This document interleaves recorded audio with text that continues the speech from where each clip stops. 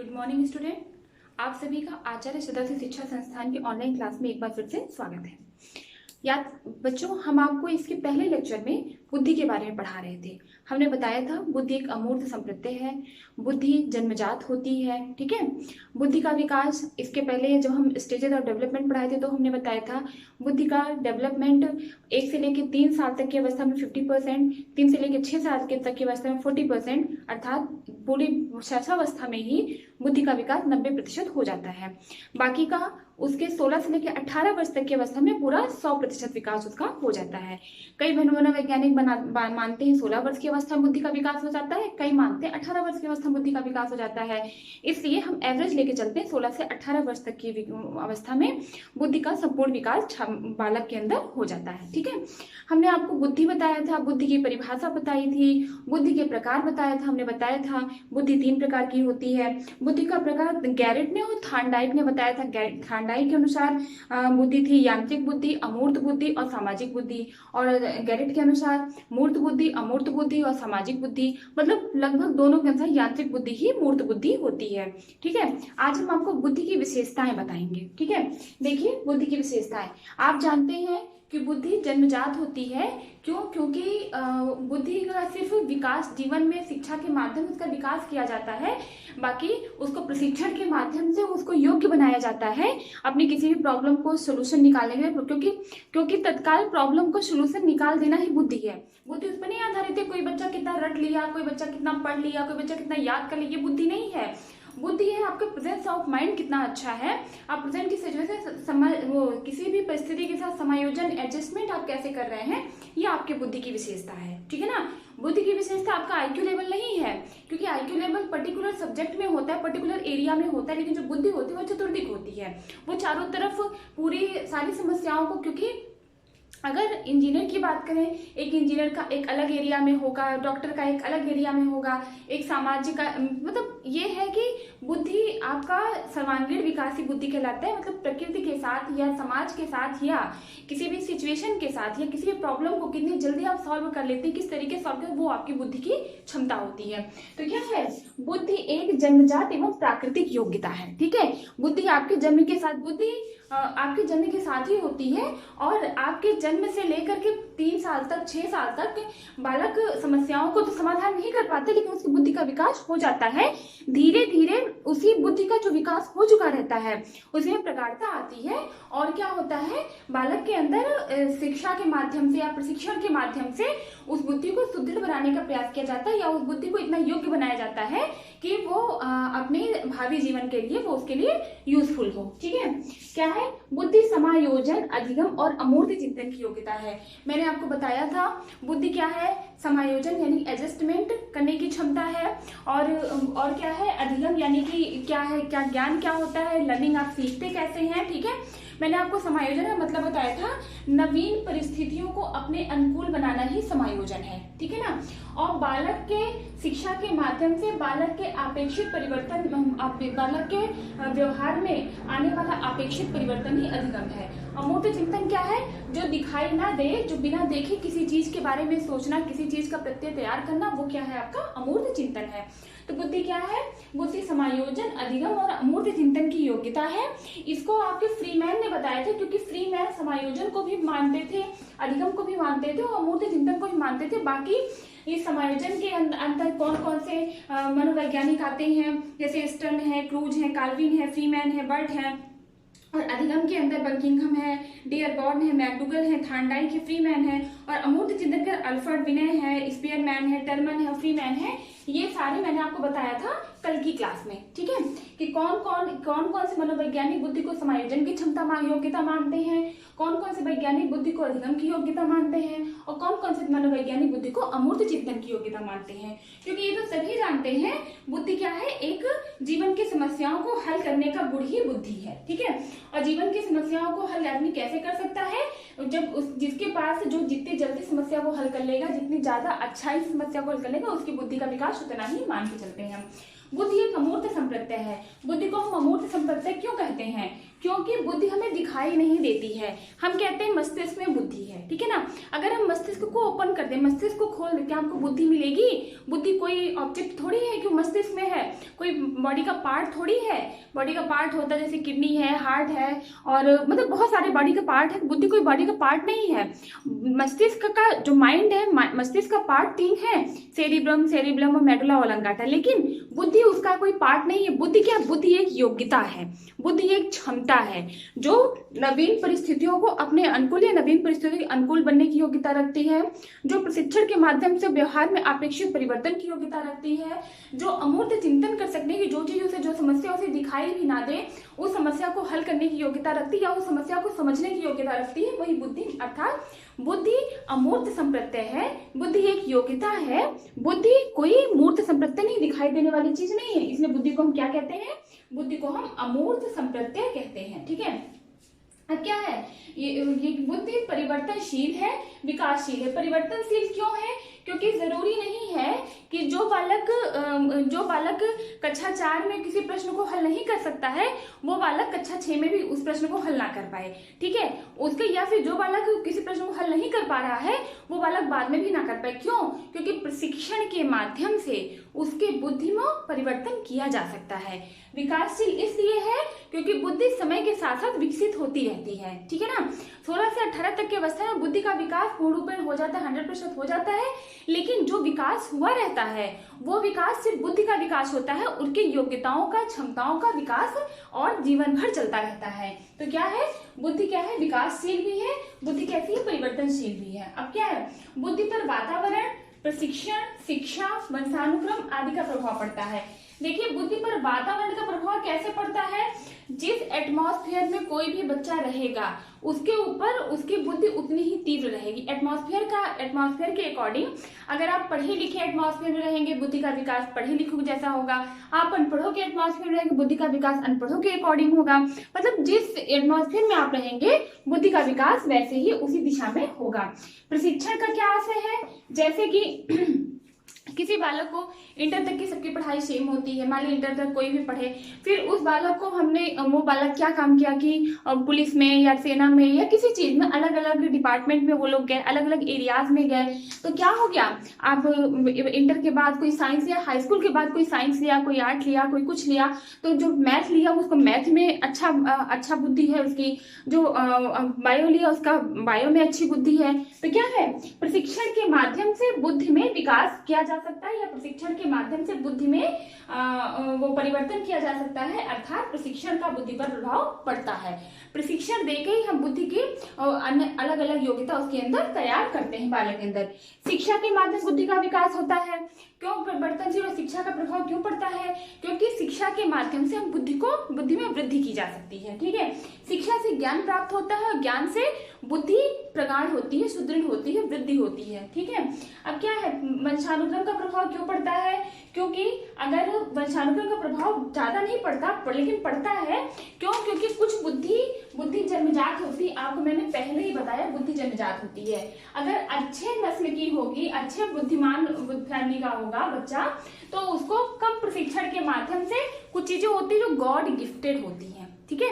कुछ चीजें क्या होती हैं जो गॉड गिफ्टेड होती हैं, तो उसके माध्यम से इसका हम वंशानुक्रम का असर पड़ता है, ठीक है। और प्रशिक्षण के माध्यम से भी पड़ता है। जैसे कोई व्यक्ति है, वो एक इंजीनियर फैमिली का है, या फिर उसको मैथमेटिक्स बहुत अच्छी है, और या क्या है, उसको गाना सिखा दे, सॉन्ग सिखा दे या म्यूजिक सिखा दे, तो गाना भी अच्छा गाने लगे, तो ये क्या है? ये प्रशिक्षण है। और बुद्धि पे सभी, जिसके बुद्धि विकासशील होती है, प्रशिक्षण के माध्यम से उसमें हर प्रकार की योग्यता डेवलप की जा सकती है, ठीक है। अब क्या है? ज्ञान और बुद्धि में घनिष्ठ संबंध है, बिल्कुल घनिष्ठ संबंध है। क्यों घनिष्ठ संबंध है? क्योंकि जो ज्ञान है, ज्ञान से ही बुद्धि का विकास होता है या बुद्धि बढ़ती है, और शिक्षा या प्रशिक्षण के माध्यम से बालक के अंदर ज्ञान आता है, उस ज्ञान से बुद्धि में विकास होता है। तो इसलिए ज्ञान, जिसके पास जितना अधिक ज्ञान होगा उसके पास वो उतना बुद्धिमान माना जाएगा। इसलिए क्या है? ज्ञान और बुद्धि में घनिष्ठ संबंध है। ज्ञान और बुद्धि में धनात्मक संबंध भी है। कैसा संबंध है? धनात्मक संबंध है। अगर ज्ञान बढ़ेगा तो बुद्धि बढ़ेगी, अगर ज्ञान घटेगा तो बुद्धि घटेगी। कहने का आशय ये है, ज्ञान और बुद्धि में धनात्मक संबंध संबंध है। ठीक है, फिर क्या है, ज्ञान का व्यवहारिक जीवन में प्रयोग करना ही बुद्धि है। बिल्कुल, आपने ज्ञान प्राप्त कर लिया, ठीक है ना, आपने बहुत सारे ज्ञान प्राप्त कर लिया और उसका जब तक आप व्यवहारिक जीवन में प्रयोग नहीं कर सकते हैं तब तक आपका बुद्धि का कोई मतलब नहीं है।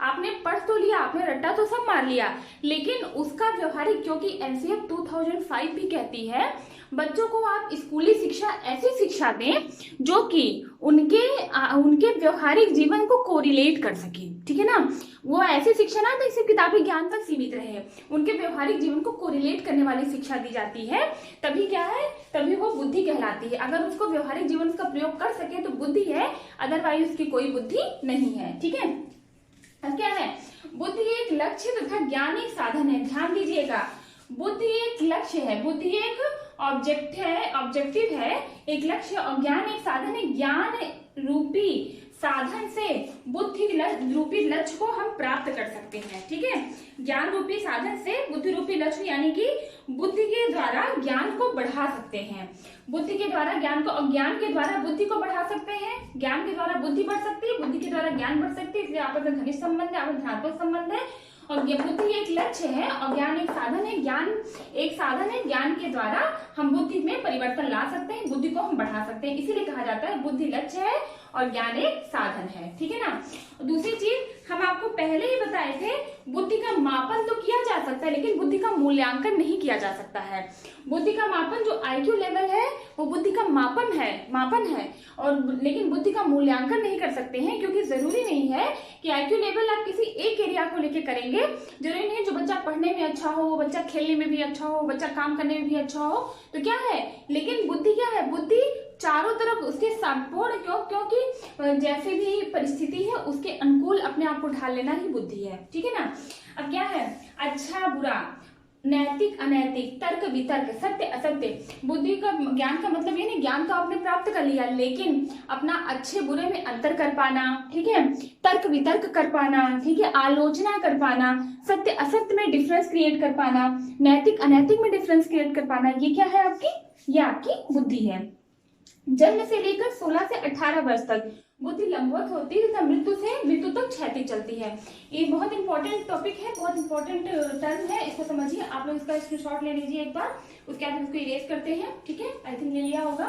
देखिए, नहीं भी ले पाए होंगे तो वीडियो को एक बार फिर से देख लीजिएगा। देखिए क्या है, 16 से लेकर 18 ये है जन्म से लेकर के 16 से लेकर 18 वर्ष तक बुद्धि क्या होती है, लंबवत चलती है। कैसे चलती है, लंबवत। क्यों लंबवत चलती है, क्योंकि 1 साल 2 साल 3 साल इसमें बुद्धि का विकास 50% हो जाता है। 4 5 6 इसमें बुद्धि का विकास 40% हो जाता है।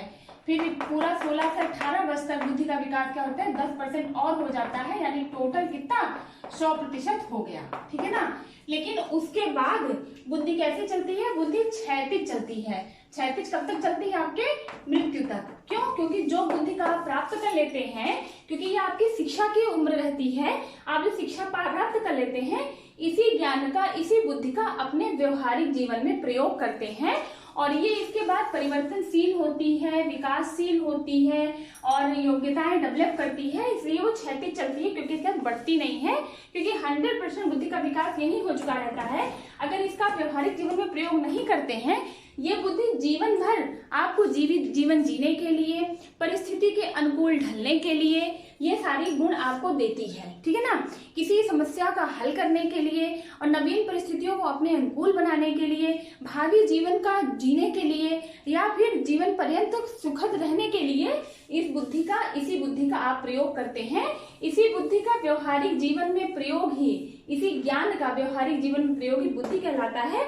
मैंने आपको ये लिखा भी है, ज्ञान का व्यवहारिक जीवन में प्रयोग करना ही बुद्धि है। यही है जो ज्ञान आपने प्राप्त कर लिया, उसका व्यवहारिक जीवन में जब आप प्रयोग कर रहे हैं तो आपको बुद्धि है।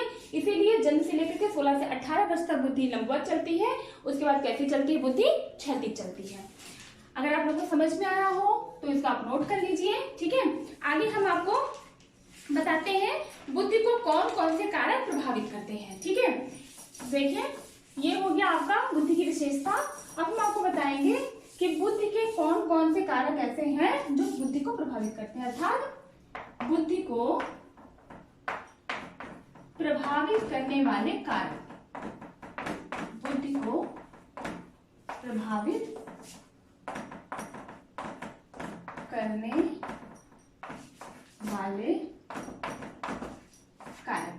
देखिए मैंने आपको पहला बताया यहाँ पे ये है कि बुद्धि को प्रभावित करने वाले कारक कौन कौन से हैं। चलिए हम आपको बता दे रहे हैं।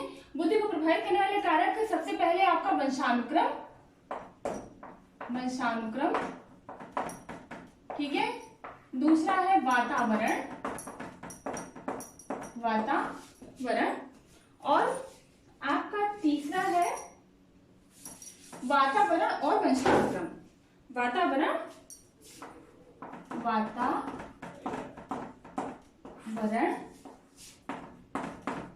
और वंशानुक्रम की अंतःक्रिया, ठीक है ना। ये क्या है, अब वंशानुक्रम, वातावरण और वंशानुक्रम वातावरण की अंतःक्रिया।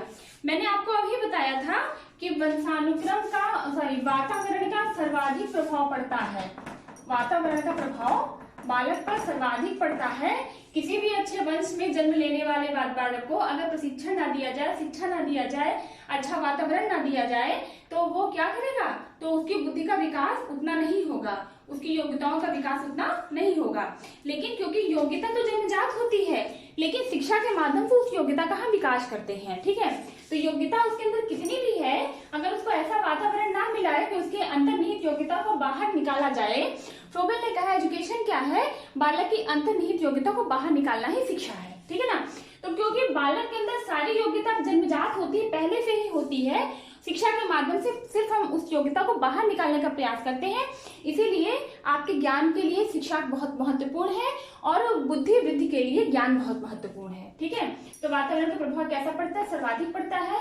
वंशानुक्रम का प्रभाव कम पड़ता है, क्योंकि वंशानुक्रम प्रभाव इतना ही पड़ता है कि अगर वंशानुक्रम अच्छा है तो क्या होगा, बच्चे को वो ज्ञान इजीली समझ में आ जाएगा, अदरवाइज उसको समझ में नहीं आएगा।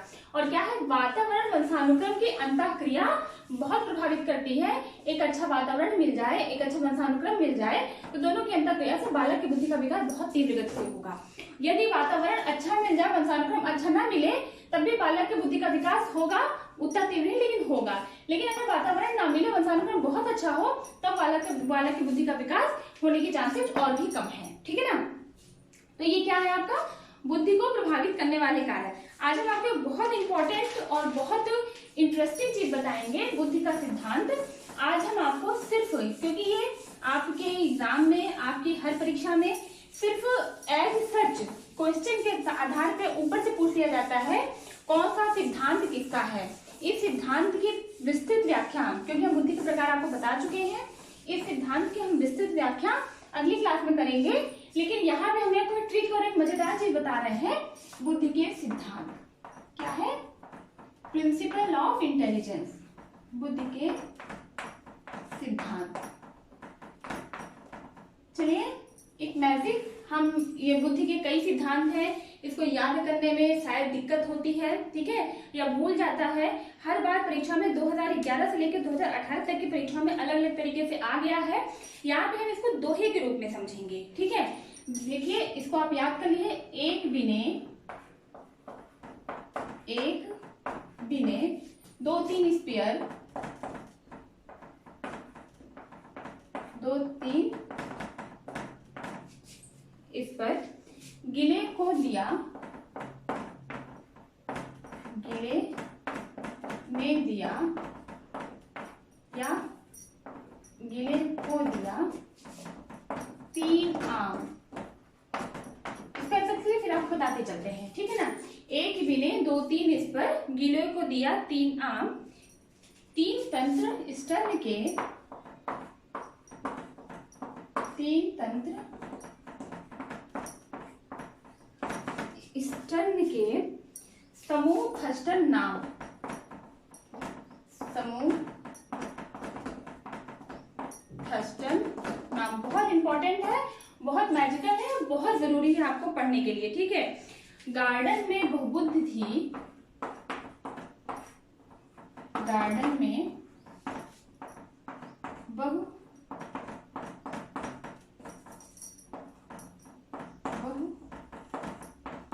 बुद्धि थी, बहुकारक था थार, बहुकारक था थार। ठीक है। बाबा पदक्रम कह रहे, बाबा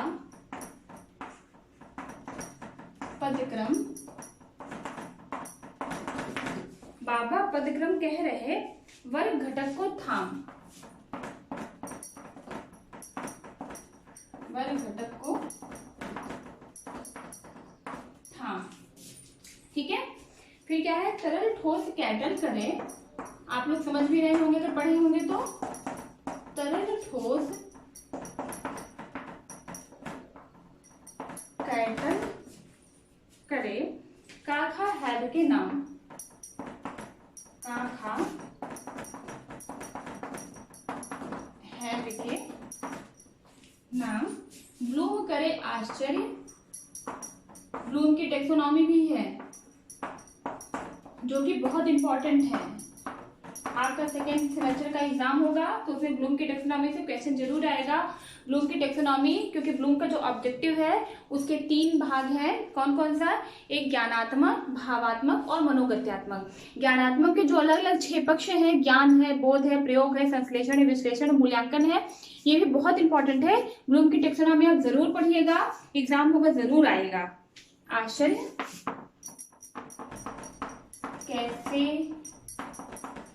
कैसे नाम, ध्यान दीजिएगा। देखिए बुद्धि के सिद्धांत के बारे में, बुद्धि के कई सिद्धांत है। 1 तत्व सिद्धांत, 2 तत्व सिद्धांत, 3 तत्व सिद्धांत, 3 आयाम सिद्धांत। ठीक है, उसी को कल हम इसको बताएंगे, एक्सप्लेन करेंगे सिद्धांत क्या है। लेकिन मोटा मोटा क्वेश्चन फर्स्ट ऑफ ऑल यही से आता है, कौन सिद्धांत किसका है। ठीक है, इसमें 2011 से भी आया है। खा का सिद्धांत किसने दिया है, ये 2018 में भी आया है। ठीक है, और तरल ठोस का सिद्धांत किसने दिया है, ये भी जूनियर की परीक्षा में पूछा गया है। मींस क्या है, ये सारे ऐसे इंपॉर्टेंट है जिससे सीधे नाम पूछा जा सकता है कि ये सिद्धांत किस मनोवैज्ञानिक ने दिया है। तो कंफ्यूज ना होने की वजह से हमने दोहे के रूप में बनाए हैं, ताकि एक ट्रिक है, 1 बिने 2 3 इस पर, गिले को दिया 3 आम, 3 तंत्र स्टर्न के समूह थस्टन नाम। गार्डन में बहुबुद्धि थी, बहुकारक था थान, बाबा पदक्रम कह रहे वर्ग घटक को थाम। तरल ठोस कैटल करे काखा हैब के नाम, ब्लूम करे आश्चर्य कैसे नाम। ध्यान दीजिएगा, एक विनय, बुद्धि का जो एक तंत्र का सिद्धांत था, मतलब एक तत्व का सिद्धांत था, एक तत्व सिद्धांत किसने दिया था, विनय ने 1905 में पहली प्रयोगशाला, बुद्धि परीक्षण की पहली प्रयोगशाला 1905 में स्थापित की थी। ठीक है ना। तो क्या है, इसको किसने दिया था, इसको दिया था आपके विनय महोदय ने। ठीक है, अल्फ्रेड विनय नाम है जिनका, विनय महोदय दिया था। फिर 2 तत्व और 3 तत्व सिद्धांत किसने दिया था, स्पीयरमैन ने। किसने दिया था, स्पीयरमैन ने। और फिर देखिए 3 तंत्र अलग है, 3 तत्व अलग है और 3 आयाम अलग है। यह है 3 डायमेंशनल या 3D। तो 3 डायमेंशन या 3D या 3 आयाम, इसे क्या कह सकते हैं, इसे हम कह सकते हैं 3 आयाम। 3 डायमेंशनल किसने दिया था, गिलफोर्ड ने। वैज्ञानिक कौन थे, वो मनोवैज्ञानिक गिलफोर्ड। फिर क्या है, 3 तंत्र, और ये जो 3 तंत्र है, 3 तंत्र को ही हम पदानुक्रमित भी कहते हैं। कहीं कहीं आप इसी को पदानुक्रमित भी सुनेंगे, ये आया है परीक्षा में कि बुद्धि का पदानुक्रमित सिद्धांत किसने दिया था। यही लिख दे रहे हैं हम, पदानुक्रमित। ये किसने दिया था, ये दिया था स्टर्न ने। ठीक है, और समूह कारक सिद्धांत किसने दिया था, थर्स्टन ने। ध्यान दीजिएगा, एक समूह कारक सिद्धांत है, एक बहुकारक है, एक बहुबुद्धि। इसमें कंफ्यूजन बहुत होती है, इसलिए दोहे के रूप में बना दिए। समूह कारक सिद्धांत किसने दिया था, थर्स्टन ने। और वो हार्वर्ड गार्डन ने दिया था बहुबुद्धि सिद्धांत, जो बहुत इंपॉर्टेंट, इसके अंदर से क्वेश्चन आता है। तीन तत्व यहाँ से गिलफर्ड के त्रिआयाम सिद्धांत के अंदर से क्वेश्चन आता है, तीनों आयाम के अलग पक्ष पूछे जाते हैं, और हार्वर्ड गार्डनर के आपके बहुपदी सिद्धांत से प्रश्न पूछा जाता है। और बहुकारक सिद्धांत दिया था थार्नडाइक ने, ठीक है ना, किसने दिया था? थार्नडाइक ने। और पदानुक्रम, बुद्धि का पदानुक्रमित सिद्धांत आता है। देखिए ध्यान दीजिएगा, एक है पदानुक्रमित, एक है पदक्रम, ठीक है, ये है पदक्रम सिद्धांत, ये है पदानुक्रमित सिद्धांत। पदानुक्रमित सिद्धांत किसका? स्टर्न का। और पदक्रम सिद्धांत किसका है? बाबा। बाबा में दो बा है, एक बार ये है, एक बार ये है। एक बार से हो गया बर्ट, ठीक है ना, और जो दूसरा बा है, दूसरा बा से हो गया बर्नर। बर्ट और बर्नर ने दिया था किसने? पदक्रम का, बुद्धि के पदक्रम का सिद्धांत। और वर्ग घटक का सिद्धांत किसने दिया था? थॉमसन ने। और का और खा का सिद्धांत किसने दिया था? हैब ने। तरल ठोस का सिद्धांत किसने दिया था? कैटल ने, क्योंकि उनके साथ बुद्धि, तरल बुद्धि और ठोस बुद्धि, दो बुद्धि होती है। ये सब आपको हम कल समझाएंगे क्या होती है दो बुद्धि। और बुद्धि के आश्चर्य का सिद्धांत किसने दिया था? ब्लूम ने। और कैसे कैसे नाम तो ऐसे दोहे को कंप्लीट करने के लिए बनाया गया है, ठीक है ना। तो क्या है, इसको अगर हम इरेज करते हैं और हम ये देखते हैं दोहे को, अगर दोहे का मूल देखते हैं तो आप देखिए क्या क्या है। इसको कल हम एक्सप्लेन करके पढ़ाएंगे, उसके अंदर बताएंगे। फिलहाल अगर आप इस दोहे को एक बार पढ़ लेंगे, 2-3 बार पढ़ लेंगे, याद हो जाएगा, याद नहीं भी होगा, दिमाग में रखेंगे तो आपको ये समझ में आएगा। कभी आपको सिद्धांत वाला प्रश्न गलत नहीं होगा, क्योंकि प्रॉपर लोगों का सिद्धांत वाला प्रश्न गलत हो जाता है, क्योंकि बहुत से सिद्धांत एक दूसरे से, बहुबुद्धि है, बहुकारक है, तो ये सब जैसे त्रिआयाम है, त्रिकायाम है और त्रिकारक है, तो ये सब एक जैसे होने के कारण क्या होता है? मिक्सअप हो जाता है। जब मिक्सअप हो जाता है परीक्षा में गलत हो जाता है। क्या है? एक विनय, दो तीन स्पीयर, एक तत्व का सिद्धांत वो अल्फ्रेड विनय ने दिया था। दो तत्व और तीन तत्व का सिद्धांत स्पीयरमैन ने दिया था। और क्या है? त्रिआयाम का सिद्धांत बिफोर्ड ने दिया था। तीन तंत्र का सिद्धांत, जिसे को पदानुक्रमित सिद्धांत भी कहते हैं, स्टर्न ने दिया था। और समूह कारक सिद्धांत हस्टन ने दिया था। देखिए समूह कारक अलग है, बहुकारक अलग है, ठीक है ना। और क्या है? बहुबुद्धि अलग है। हार्वर्ड गार्डनर बहुबुद्धि सिद्धांत दिया था, बहुकारक सिद्धांत थार्नडाइक ने दिया था, और बर्ट और बर्नर ने पदक्रम का सिद्धांत दिया था। वर्ग घटक का सिद्धांत थॉमसन ने दिया था। तरल ठोस का सिद्धांत कैटल ने दिया था। का का सिद्धांत हैब ने दिया था। ब्लूम का सिद्धांत आर्चन दिया था। इसमें कितने एग्जाम में कितने क्वेश्चन हम देख चुके हैं, जूनियर और वो मिला करके, जब भी एग्जाम का पेपर देखे हैं ये देख चुके हैं। का का सिद्धांत किसने दिया था? बहुकारक सिद्धांत किसने दिया? तरल ठोस कैटल का हम देख चुके हैं। बहुबुद्धि सिद्धांत के अंदर से क्वेश्चन आया है, देख चुके हैं। गिलफोर्ड के अंदर से क्वेश्चन आया है, देख चुके हैं, ठीक है। तो ये क्या है? बुद्धि के सिद्धांत का मोटा मोटा प्रश्न यही से आता है, कौन सा सिद्धांत किस मनोवैज्ञानिक ने दिया था। ये दोहे एक बार आप पढ़ लीजिएगा, इससे आपको सिद्धांत और सिद्धांत के प्रतिपादक एटलीस्ट याद हो जाएगा। बाकी इस सिद्धांत को कल हम विस्तार से पढ़ाएंगे, ठीक है। अगर क्लास अच्छी लगी हो तो वीडियो को लाइक जरूर करिएगा। Thank you.